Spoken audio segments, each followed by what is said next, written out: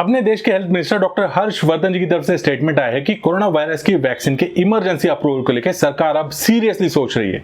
तो किसी भी वैक्सीन का इमरजेंसी अप्रूवल यानी कि इमरजेंसी ऑथराइजेशन ये जो भी है ये आखिर क्या है, इसमें क्या क्या प्रोसेसेस इन्वॉल्व है, कोई खतरा तो नहीं है ना? अगर है तो कौन से किस्म का खतरा है, ये सारे पॉइंट्स आज अपन इस वीडियो में कवर करने जा रहे हैं।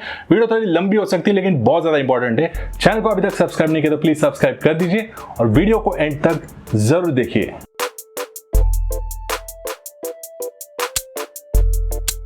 सिर्फ वैक्सीन ही नहीं बल्कि किसी भी मेडिसिन को मार्केट में लॉन्च होने से पहले एक series of scientific laboratory test के कोर्स से होकर गुजरना पड़ता है।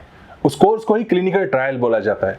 वैसे तो क्लिनिकल ट्रायल्स को हजारों साल की हिस्ट्री है, लेकिन सबसे पहला किया गया official random control clinical trial 1946 में किया गया। उसके बाद आज 80 साल में कई सारे एडवांसमेंट्स इस फील्ड में आ गई है। ये अपने आप में ही एक हाईली सोफिस्टिकेटेड साइंस की ब्रांच बन के रह चुका है क्लिनिकल ट्रायल। तो मोटे मोटे तौर पे क्लिनिकल ट्रायल्स में 4 फेजेस होते हैं, फेज 1, फेज 2, फेज 3, फेज 4 और एक फेज होती है जीरो फेज बोला जाता है उसे, फेज 1 से पहले होती है। मतलब कोई भी मेडिसिन जो इंसान पे आज तक यूज ही नहीं किया गया है उसकी सेफ्टी और एफिकेसी डायरेक्ट तो इंसानों पे नहीं चेक की जा सकती, तो सबसे पहले उसे जानवरों पे चेक किया जाता है इसी फेज 0 में। तो जैसे ही सारे सेफ्टी और एफिकेसी वाले क्राइटेरियाज ये मीट कर जाता है फेज 0 में, तो वो फेज 1 में मूव होता है। फिर अकॉर्डिंगली फेज 1 से फेज 2 में, फेज 2 से फेज 3 में, फेज 1 में बहुत थोड़े लोगों पे, फेज 3 में बहुत बड़ी कम्युनिटी में, फेज 3 में बहुत बड़े पॉपुलेशन पे उस मेडिसिन का एक्सपेरिमेंट किया जाता है। हर एक फेज में उसके चेकिंग के क्राइटेरियाज और टफ किए जाते हैं और हर एक फेज के बीच में एक अप्रूवल की एग्जाम होती है। जैसे कि कोई बंदा फर्स्ट स्टैंडर्ड से सेकंड स्टैंडर्ड से थर्ड स्टैंडर्ड के लिए जो बीच में एग्जाम होती है ना, बिल्कुल उसी तरह हर 2 फेज के बीच में एक एग्जाम होती है। वो एग्जाम उस मेडिसिन को पास करनी होती है। जब ये मेडिसिन फेज 3 कंप्लीट करती है तो वो मूव हो जाती है फेज 4 में हेल्थ अथॉरिटीज के पास अप्रूवल के लिए। पूरे दुनिया में हर एक कंट्री की अपनी खुद की हेड डिपार्टमेंट होती है जिसके अंदर एक टीम होती है जो उनके कंट्री के अंदर जो भी रिसर्च एंड एनालिसिस का काम चल रहा है ना उसे गवर्न करती है, उसे रेगुलेट करती है। यूएस के पास यूएस एफडीए है, इंडिया के पास सीडीएससीओ है। अगर कोई मेडिसिन इंडिया में इन्वेंट होती है तो मार्केट में बेचने से पहले उस पे उसका डेवलपर क्लिनिकल ट्रायल्स करता है फेज 3 तक, और फेज 4 में सीडीएससीओ के पास उसके क्लिनिकल डेटा की फाइल चली जाती है अप्रूवल के लिए। सीडीएससीओ की जो सब ब्रांच है ना डीसीजीआई, वो ये सब काम हैंडल करती है। सीडीएससीओ का जो ग्लोबल रेपुटेशन है ना वो यूएस एफडीए के कमिश्नर के इक्विवेलेंट माना जाता है ग्लोबली, जो कि बहुत बड़ी बात है। और ये सारी जो भी हर एक कंट्री की हेल्थ अथॉरिटीज है ना उन्हें गवर्न करता है डब्ल्यूएचओ की निगरानी में ये सारा काम चलता रहता है। फेज 3 कंप्लीट होने के बाद डीसीजीआई अगर किसी मेडिसिन को ओके बोलती है ना बॉस, तो वो मेडिसिन मार्केट में आके बिकने के लिए ओके मानी जाती है, उसे परमिशन मिल जाती है। इस सारी प्रोसेस को बहुत ज्यादा टाइम लगता है, बहुत पेशेंस देखती है प्रोसेस, क्योंकि एक मेडिसिन जो आज तक ह्यूमन को एक्सपोज ही नहीं हुआ है अपनी बॉडी के लिए, वो टोटली एलियन है। हमें पता नहीं होता कि वो मेडिसिन अपनी बॉडी के अंदर जाने के बाद किस तरीके से रिएक्ट करने वाला है, अपनी बॉडी पे उसके क्या इफेक्ट्स होने वाले हैं, अपनी बॉडी उसके ऊपर क्या काउंटर रिएक्ट करने वाली है, कुछ भी पता नहीं होता है। तो ये सब जानने के लिए टाइम तो देना ही पड़ता है बॉस। कुछ इफेक्ट्स इमीडिएट समझ में आते हैं, कुछ इफेक्ट्स सर्टेन टाइम के बाद समझ में आते हैं। वैक्सीन की हिस्ट्री में मम्स ये एकमेव ऐसी वैक्सीन है जो सबसे कम टाइम फ्रेम में डेवलप की गई वैक्सीन है। मम्स बेसिकली एक किस्म की वायरल बीमारी है जो थ्रोट को स्वेलिंग देती है। इसे डेवलप करने के लिए सिर्फ 4 साल लगे, सिर्फ 4 साल। अगर नॉर्मल तरीके से देखा जाए तो ये सबसे कम टाइम फ्रेम है। इससे कम टाइम फ्रेम में आज तक एक भी वैक्सीन नहीं बनी है।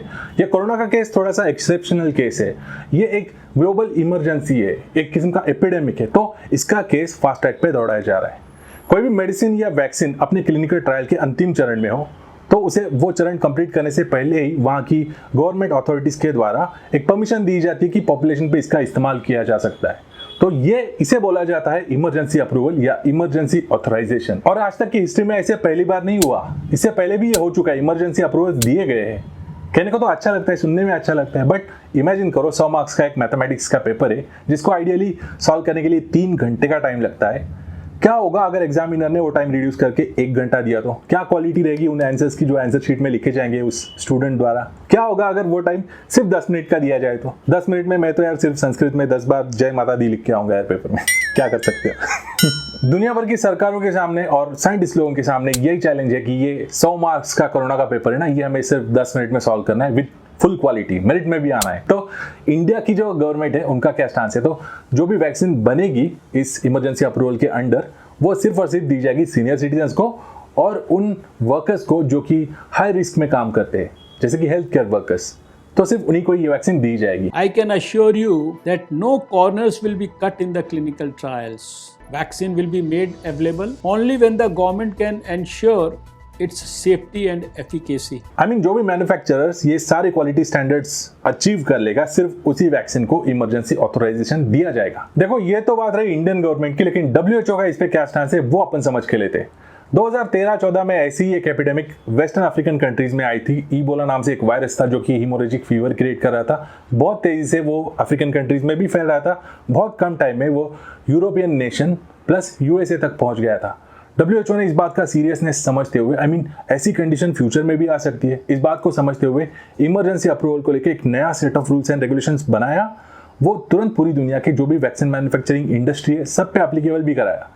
उन रूल्स के अनुसार सबसे पहला रूल कि ये जो भी बीमारी हम जिसके ऊपर इमरजेंसी अप्रूवल के लिए अप्लाई करने जा रहे हैं वो WHO द्वारा ग्लोबल एपिडेमिक या पैंडेमिक डिक्लेयर्ड होनी चाहिए। रूल नंबर 2 के अनुसार जो भी गवर्नमेंट अथॉरिटीज उस पर्टिकुलर कंट्री में इमरजेंसी अप्रूवल के लिए सोच रही है वो अथॉरिटी WHO द्वारा प्रमाणित होनी चाहिए। रूल नंबर 3 के अनुसार जो कंपनी इस वैक्सीन को मैन्युफैक्चर कर रही है वो बेस्ट मैन्युफैक्चरिंग प्रैक्टिसेस फॉलो कर रही होनी चाहिए।